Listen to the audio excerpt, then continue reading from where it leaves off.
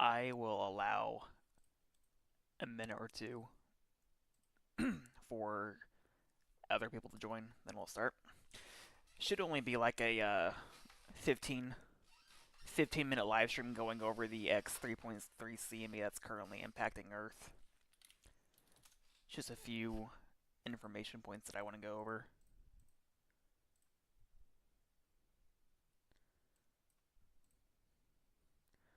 $130, take it or leave it. All right, James. I'll leave you behind.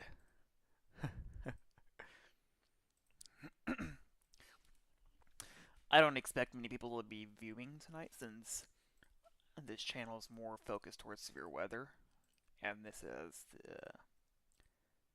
everything to do with the auroras.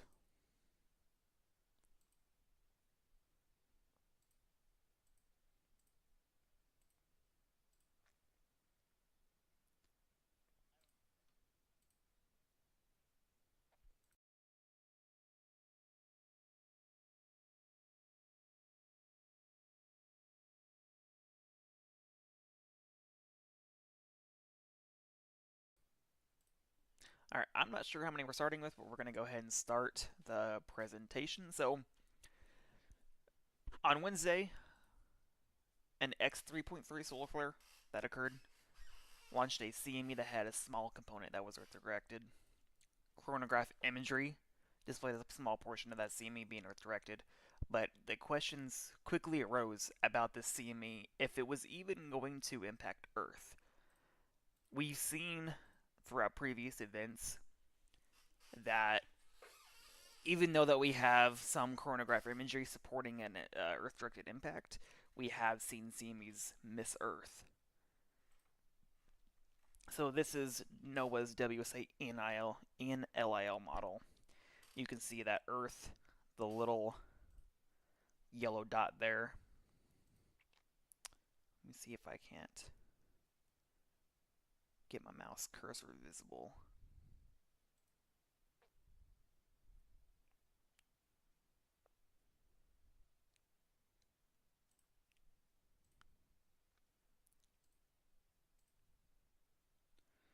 You can see a little Earth is the little yellow dot right there. You can see a small portion of that CME being Earth directed, but not much of it as a bulk went to the southeast of us. An initial shock was detected around 8 a.m. or 13Z, but it was questioned quickly if that was our X3 CME. But then around 10:30 a.m. CDT or 15:30Z, a secondary shock was detected at L1 and Discover satellite, indicating that this was our X3 CME. SWPC, or Space Weather Prediction Center, does not have any G watches out for this evening, but conditions still appear favorable for some geomagnetic storming. They have put a G1 out for 21Z to 0Z UTC, but again, they don't have any G watch out yet.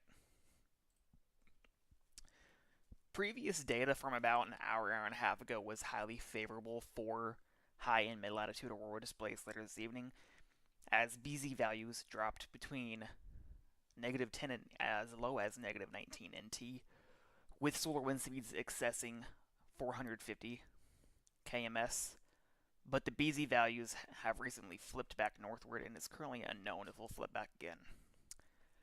GOES magnometer has also been charging up since the impact of the X3 CME. Geomagnetic storming may persist into the late evening hours, but it is far too early to tell right now how persistent storming would be. Again, we are back in the positive BZs. If I check real quick, we are currently at positive 16 BZ. Do note also that I am not a degreed space weather meteorologist. I'm just a space weather enthusiast and aurora chaser. These are the individuals I would recommend following if you want to learn about space weather.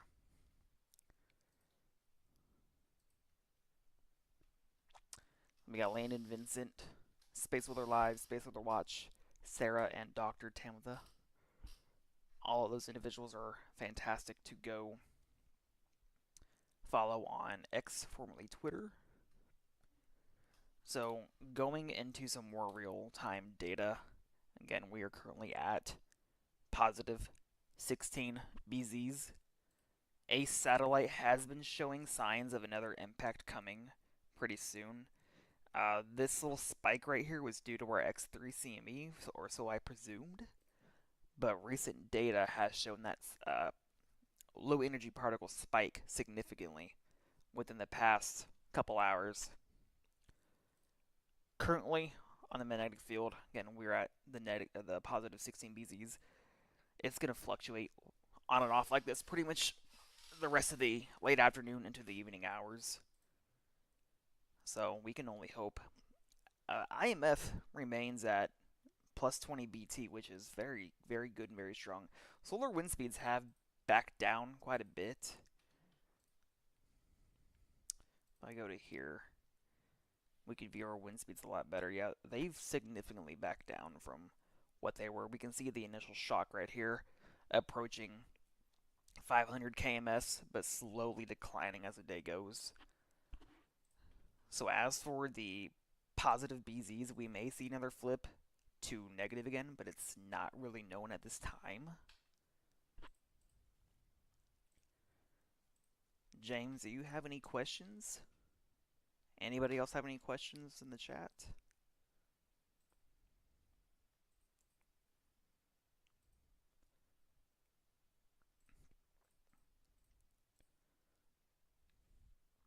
Actually, we can just see the BZ just flip back down the negative 10 instantly. Now, how long that'll remain there, I don't know. I cannot say for sure how long this BZ will stay in the negative 10 range, but it just flipped down to negative 10 as I'm doing this presentation. So we can only hope that it'll stay that negative for the next 4 or so hours for nighttime to fall over most of the CONUS. East Coast viewers, you guys should be entering nightfall within the next 2.5 to 3 hours. But this is an okay sign. We don't want to see it go spiking back up, though. We want to see a prolonged negative 10 BZ that really gets some good mid-latitude aurora shows tonight. But if anybody has any questions in the chat, please ask away. If not, then again, I only expected this to be like a 5 to 15 minute long live stream. In fact, I question if that was a doesn't look like that was a CME impact we just saw.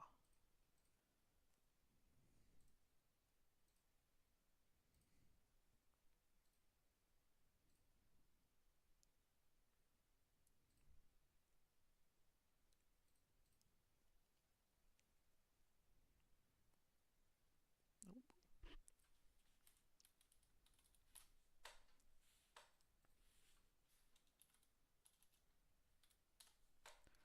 Let's check stereo A real quick. L3.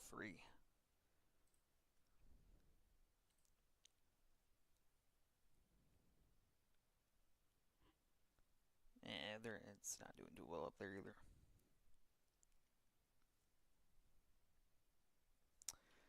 We do have a separate CME on its way as well. And I believe it was an X1.8 CME on its way from the sun. I don't think SWPC has put out any graphics for that yet. No, they have not. But if I go to Twitter real quick, or X, as they commonly refer to now,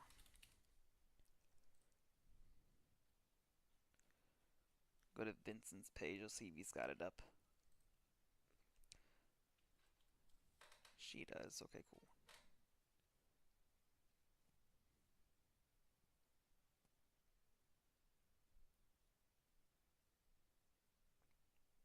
Okay, Dr. Tan with the scoff has it up.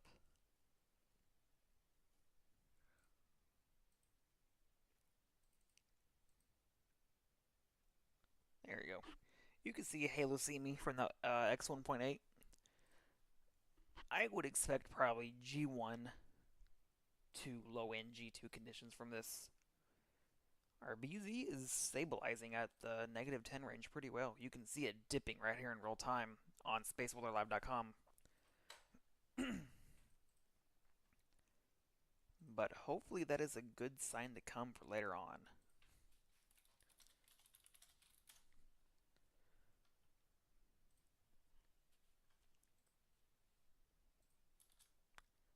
Just going to screenshot that real quick.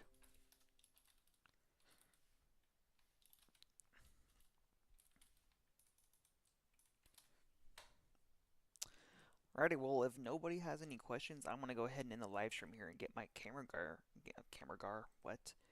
gear all charged up and ready to go. So again, this is only supposed to be a quick live stream, just going over the CME impacts and what we can expect later on this evening into the nighttime hours. So hopefully we get a good show. Realistically, not too hopeful, but optimism is high. Expectations low, optimism high, as I always say. Other than that, yeah, thank you all for who tuned in. I don't think we even pushed past 10 viewers. But again, this is a severe weather channel, not an Aurora channel. But I'm trying to push my channel more into Northern Lights content. So hopefully that'll work out in the long term. But yeah, y'all have a great night and happy hunting if you go out to see the auroras.